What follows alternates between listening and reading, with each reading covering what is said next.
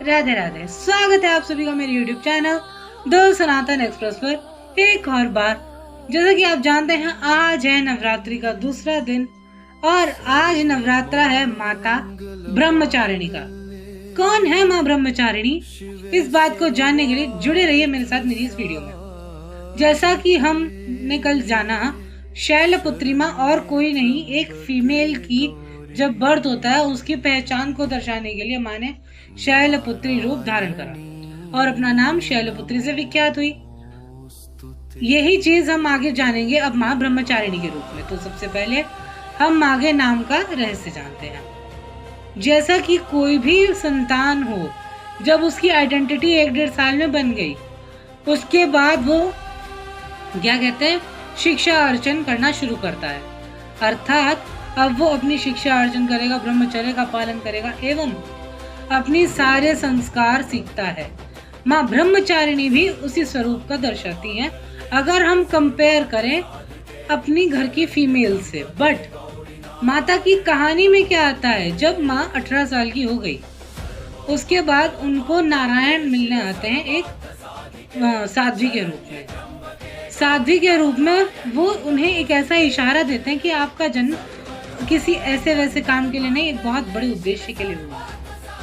अब उनका इशारा माँ समझ जाती है, क्योंकि पूर्व जन्म में माँ और नारायण एक दूसरे को भाई बहन स्वीकार कर चुके हैं। भले ही माँ पार्वती अभी अपने अस्तित्व से वंचित हैं, वो अपने आप को जानती नहीं है, परंतु अंदर ही अंदर जो उनके अंदर की आदिशक्ति उनसे जुड़ी हुई है बहन के रूप में, वो उनकी बात समझ जाती हैं और राजा हेमावन और रानी मैनावती से आज्ञा लेकर वन की ओर प्रस्थान करती हैं तपस्या के लिए।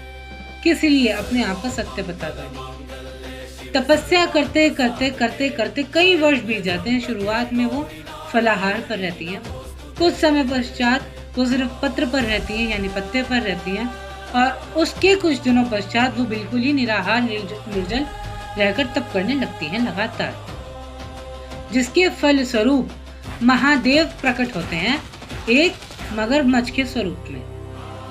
अब मगरमच्छ के स्वरूप में प्रकट होकर भगवान एक लीला रचते हैं कि देखते हैं ये पार्वती मेरे योग्य है या नहीं।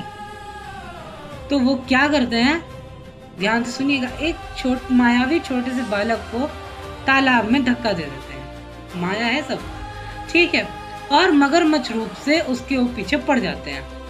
अब माता उन्हें बचाने के लिए जब ऊपर भगवान को याद करती है, क्योंकि है तो माँ है ना, ममता है, तो क्या कहते हैं वो भगवान ऊपर से क्या कहते हैं, अगर आप, शंकर जी कहते हैं, अपने सारे तप का फल मुझे दे दो तो मैं इस बच्चे को बचा लूं।